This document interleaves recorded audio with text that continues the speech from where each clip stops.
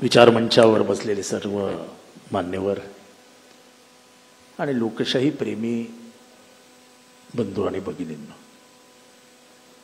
त्याचा विषय खूप मोठा आहे, पण काही मोजक्या शब्दामध्ये बोलून उशीर झालेला आहे. मी माझे शब्दाला पूर्ण विराम देईन. फॅसिझमचा विरोध हा जनमानसातनं झाला पाहिजे.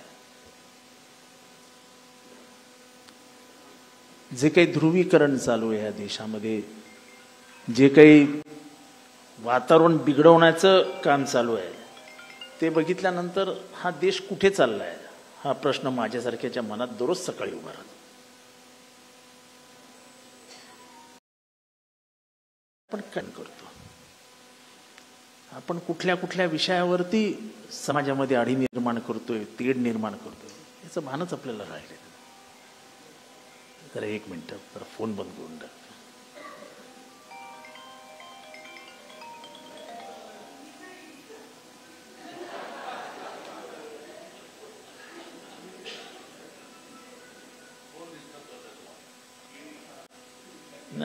आपल्याकडे पैसाच नाही होते आहे, ईडी बिडी आपल्याकडे येत नाही. त्यांनाही माहिती आहे हा काय बिनकामाचा आहे. म्हणजे सगळ्या वक्त्यांनी सगळं बोलल्यानंतर दोन तीन गोष्टी स्पष्टपणाने या ठिकाणी, एक तर या समाजातला स्पष्ट वक्तेपणा हरवलाय. लोक बोलायलाच घाबरतात, लोक व्यक्त व्हायलाच घाबरतात, आणि त्याच्यातनं जे काही निर्माण होणार आहे ते पुढच्या पिढीसाठी खूप धोकादायक आहे.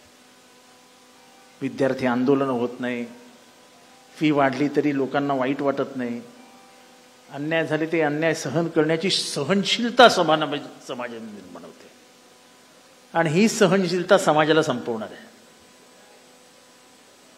म्हणजे राऊतसाहेब, दोन्ही पक्ष फुटल्यानंतर ओरिजिनल पक्ष पराभूत होतात महाराष्ट्रात, यात महाराष्ट्र पराभूत होतो. म्हणजे पैशाच्या आणि सत्तेच्या ताकदीवरती ओरिजिनल पक्ष, सुप्रीम कोर्टावरती मला बोलायचं नाही, पण सुप्रीम कोर्ट तारीख के ऊपर तारीख, तारीख के ऊपर तारीख, अरे काय चालू आहे? 10 शेड्यूल आहे कुठे? म्हणजे सुप्रीम कोर्टाने लोकशाही धोक्यात आहे, आम्ही महिन्याभरात हे सगळं थांबवतो, ऐकतो आणि त्याचा निकाल देतो, अशी भूमिका घ्यायला पाहिजे होती. सुप्रीम कोर्टात नेक्स्ट डेट. मी तर स्वतः 8 महिने दर आठवड्याला दिल्लीला जायचो, दर आठवड्याला, या आशेने की पुढच्या आठवड्यात साहेब लागणार, पुढच्या आठवड्यात लागणार. तो आजपर्यंत लागत नाही. म्हणजे एकीकडे साहेब अर्बन नक्सल, आज तो विषय आला आमच्या समोर, आम्ही तो अर्बन नक्सल शब्द काढायला लावला. हे बोलत असताना विधानसभेमध्ये आजकालची काही मंडळी सुप्रीम कोर्टावर बोलतात, हा नक्षलिझम आहे. अरे कोर्टावर बोलायचं नाही असं काय बाबासाहेबांनी लिहून ठेवलंय संविधानामध्ये? It's our right to criticise Supreme Court, it's our fundamental right. If you don't like a decision we will criticise it. नाही पडत आम्हाला. मग माझा साधा प्रश्न आहे, जगदीप धनखड आणि निशिकांत दुबे म्हणजे Sanjay Khanna, chief justice of Supreme court, जेव्हा वक्फ बोर्डाची याचिका ऐकत होते तेव्हा त्यांना निव्वळ धमकवण्याचं काम खालनं तुषार मेहता करत होते. ते ह्या भाषेत बोललेत केतकर साहेब, मी पूर्ण हिअरिंग ऐकत होतो, की तुम्ही कशाला याच्यात पडताय? He is asking the chief justice of Supreme Court, why are you intervening? दुसरीकडे एक मतप्रवाह असा मांडला गेला जनसामान्यांमध्ये की सर्वोच्च सभागृहाने पारित केलेल्या कायद्यावरती चर्चा करण्याचा अधिकार सुप्रीम कोर्टाला कोणी दिला? अरे त्या संविधानामध्ये ज्युडिशियल रिव्ह्यू आहे ना, under that supreme court is hearing it. आणि संजय खन्नांनी काही लॉजिकल आणि म्हणजे अकॅडमिक प्रश्न विचारले की 700 आणि 800 वर्षापूर्वी निर्माण झालेल्या धर्मस्थळाला मिळालेल्या जागेची कागदपत्र कुठनं आणायची? म्हणजे समजा शहाजहाननी एखादी 100 एकर जमीन दिली असेल तर त्याचं लीज ॲग्रीमेंट शहाजहानकडनं कोण जाऊन आणणार? हा मूलभूत प्रश्न विचारला. त्याच्यावरती बीजेपीचे प्रवक्ते निशिकांत दुबे, प्रवक्ते म्हणजे स्वयंघोषित प्रवक्ते आहेत, अर्थात तेच बीजेपीचे विचार मांडत असतात, यांनी संजय खन्नांना सांगितलं खालनं की संजय खन्ना ह्या देशामध्ये यादवी पेटवतायत, he should stop. Is it not contempt of court? म्हणजे सर्वोच्च न्यायालयाच्या सर्वोच्च ठिकाणी बसलेल्या माणसाचा भेजा हा आमच्या ताब्यात हवा, ही जी मानसिकता या देशामध्ये तयार होते ही धोकादायक आहे. चंद्रचूड येतात, अख्खं महाराष्ट्र प्रशासन मागे पुढे फिरत असतं. गवई येतात, एकही जण जात नाही. काय समजायचं याच्यातनं? काय समजायचं? मी ह्याच्यावरती काही फार जास्त बोलणार नाही. पण या देशामधनं उंगलींना देश होतो, बरोबर इशारा दिला जातो काय करायचंय. आणि वाईट ह्या गोष्टीचं वाटतं की आजकाल सगळं पैशावरच चालतं. मी निवडणूक लढवली आहे, निवडणुकीचं गणितच बदललंय. निवडणुकीचं गणित बदललं आहे. आज राहुल गांधी पत्र लिहितात, निवडणूक आयोग उत्तर देत नाही. उत्तर कोणीतरी भलतंच देतं. भलता देणारा उत्तर देणारा माणूस हा आमच्याकडे मतं वाढली आहेत असं सांगून तुम्ही कसे निवडून आले प्रश्न विचारतो. आमचा प्रश्न एकच आहे, 76 लाख मतं वाढली कशी, याचं उत्तर द्या ना. बाकी सगळं विसरून जा. त्याच्यावरती बोलायला कोणीही तयार नाही. त्याच्यामुळे ही आणीबाणी, ह्याच्यामध्ये मतमतांतर असू शकतात. सगळेच जण हे आणीबाणीच्या बाजूने असतील, विरोधात असतील, प्रत्येकाची आपापली मतं असू शकतात. पण ह्याच्यातली सर्वात मोठी गोष्ट मी हर्षवर्धनच्या कानात सांगितली, बंटीच्या कानात सांगितली, ती ही की त्या मॅडमच्या मनात मोठेपणा होता. माझ्याकडनं चूक झाली, अतिरेक झाला, हे तिने भारतीय जनतेला उघड्या उघड माथ्याने नतमस्तक होऊन सांगितलं. तिने आणीबाणीबद्दल माफी नाही मागितली. बाईंनी हे सांगितलं की त्यात जो अतिरेक झाला ही माझी चूक होती, त्याच्यावर मी नियंत्रण ठेवायला. अरे सर्व सत्ताधीश असलेल्या इंदिरा गांधी यांनी तेव्हा इगो नाही की मी कशाला माफी मागू. त्याने झालं नाही, अतिरेक झाला आणि चूक होती, I should have stopped it. या भारतीय जनतेचा मोठेपणा किती आणि त्याचं आकलन किती मोठं आहे. तर 77 साली पराभव केल्यानंतर 80 साली याच भारतीय जनतेने 342 जागा दिल्या, इंदिरा गांधींना निवडून आणलं. आणि म्हणून या भारतीय जनतेच्या विवेक बुद्धीवर माझा विश्वास आहे. ठीक आहे, काही दिवस वाईट येतात, काही दिवस वाईट अनुभव घ्यावे लागतात. म्हणून सगळंच संपलंय असं मानण्याचं कारण नाही. तुम्ही आहात ना. हम चले थे जनीबे मंजिल की तरफ, लोग मिलते गए, कारवा बनता गया. फानूश बन के हिफाजत, जिसकी हवा करे वो शम्मा क्या बुझे, जिसे रोशन खुदा करे. असं काय संपत बिंपत काय नसतो. वाईट ह्या गोष्टीचं वाटतं की सत्तेत असलेली लोक जी कालपर्यंत विरोधी पक्षात होती ती काय म्हणतात भाषणामध्ये, सत्तेशिवाय काय समजत नाही हो, सत्ता असावीच लागते. कौतुक नाही कुणाचं करत. या व्यासपीठावर तुम्ही उघडपणाने सांगतो, 15 वर्ष देवेंद्र फडणवीस सत्तेत नव्हते ना, ते असं कधी नाही म्हणायचं ना मी पाहतो. ते आपले विचारधारा घेऊन बोलत राहिले. साले आमच्या वाढलेली माणसं सत्तेच्या लालचेपोटी त्यांच्या पायाशी जाऊन गुलाम होता. अरे तुम्हाला काय नाही दिलं काँग्रेस पक्षाने? ज्यांच्या घरात 50-50, 60-60 वर्ष सत्ता होती त्यांची मुलं बाळ आज दरवाजे उघडायले. या साहेब या. अरे एकेकाळी तुमच्या बापाचे दरवाजे उघडायचे ना लोक. अरे त्याची तर लाज बाळगा. वाईट अवस्था आहे. पण ह्याच्यातनं मार्ग निघेल. लोकशाही जिवंत ठेवावी लागेल. हे संविधान संपत्तीला आज उद्या या देशातला सर्वात मोठा धोका आहे तो संविधानाला आहे. आणि त्यामुळे आपण सगळ्यांनी ह्या हुकुमशाही विरुद्ध एकत्र राहिलंच पाहिजे. या फॅसिझम विरुद्ध एकत्र आज आपले 5 राफेल पडतात, त्याची या देशात चर्चा झाली. आपण माघार का घेतली त्याच्यातलं एक तरी सुजाण नागरिक सांगू शकेल. पण माघार नाही. आपण माघार म्हणणं हे आपल्या देशाची इब्रत घालवण्यासारखं. आपण हे युद्ध का थांबवलं? हे युद्ध मुळात नव्हतंच, पण युद्ध म्हटलं तरी ते का थांबवलं त्याचं काहीतरी प्रातिनिधिक स्वरूपात सरकारकडनं काहीतरी आम्हाला कळलं पाहिजे सर्वसामान्य. अरे कुठे त्या इंदिरा गांधी या अमेरिकेला ठणकावून घरी जाऊन सांगितलं होतं त्यांच्या व्हाईट हाऊस मध्ये, mister Kissinger, you might have forgetting the atrocities done by the Israelis, by the Jews, not tolerated.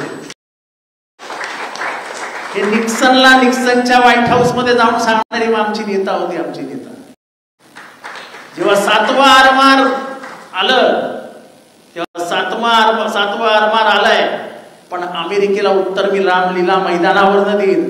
आणि त्या रामलीला मैदानावर सांगितलं अमेरिकेला तुम्ही 7वा आरमार पाठवा आणि नंतर आर्मी पाठवा. I will not stop, I will wage a war against injustice. आणि त्यांनी पाकिस्तानचे 2 तुकडे करून स्वतंत्र बांगलादेश निर्माण.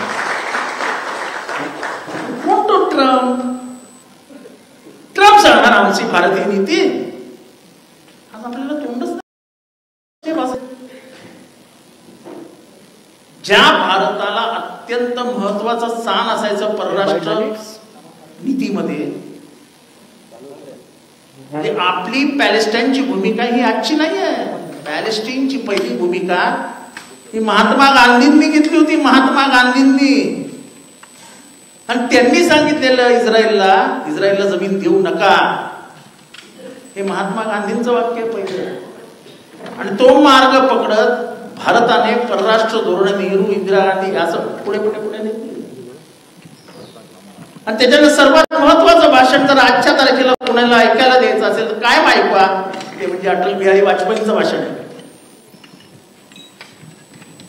की इस्राइल ने जो भूमि पे आक्रमण किया है वो अरबों की भूमि है, वो अरबों को वापस देनी चाहिए. कोण म्हणतं? आपण नाही म्हणत कोणी. हे अटल बिहारी वाजपेयी.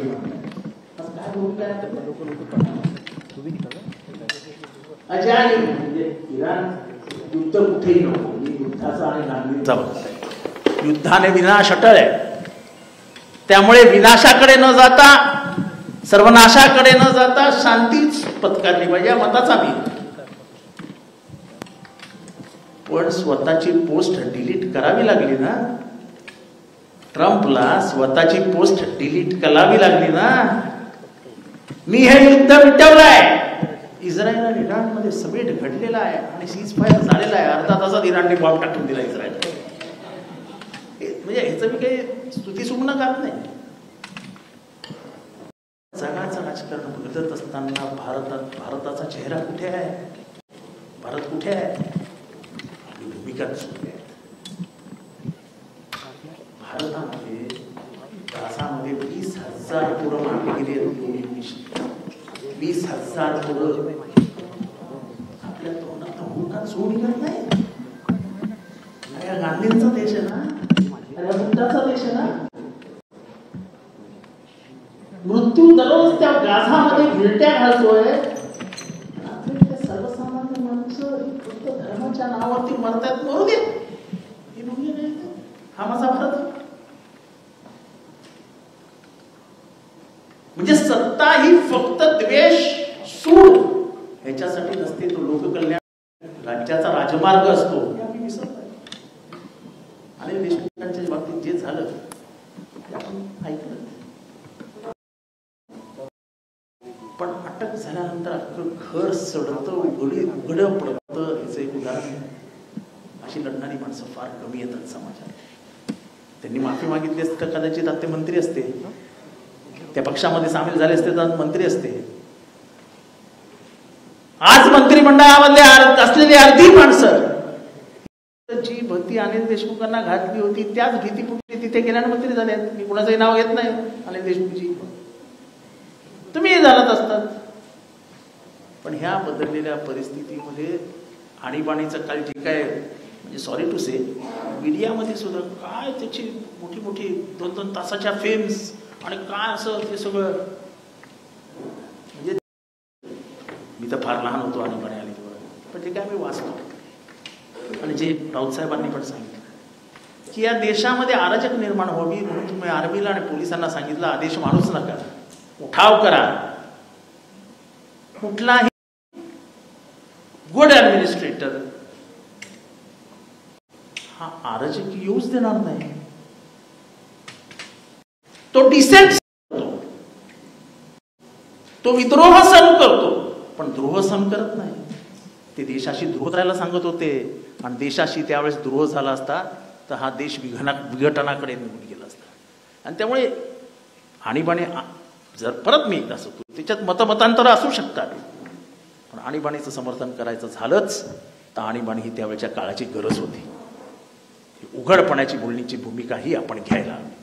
यातल्या घाबरायचं का? घाबरायचं? मथुरामाने मारलेल्या गोळीचा आजही जय जयकार ते उघडपणाने करू शकता, तर आपण न केलेल्या मान खाली का घालायची? तेव्हा काही परिस्थिती बदलत नाहीये, काही असं काही जगू शकत नाही असं काही नाही. आपण गांधीजींना मानणारी माणसं आहोत, आपण नेहरूजींना मानणारी माणसं आहोत. जो 11.5 वर्ष तुरुंगात राहून देखील या जगाचा सर्वोत्तम नेता म्हणून गौरवला गेला, त्या नेहरूंचे आपण वारसदार आहोत. तेव्हा वारसा पुढे चालवायचा असेल तर लढायला लागेल. ज्यांनी कोणी हा कार्यक्रम आयोजित केला त्यांचं मनापासून अभिनंदन करतो की संख्या कमी आहे, ठीक आहे, संख्येवर काही नसतो. गर्दी नाही दर्दी हवी असते. हे सगळे दर्दी आहेत.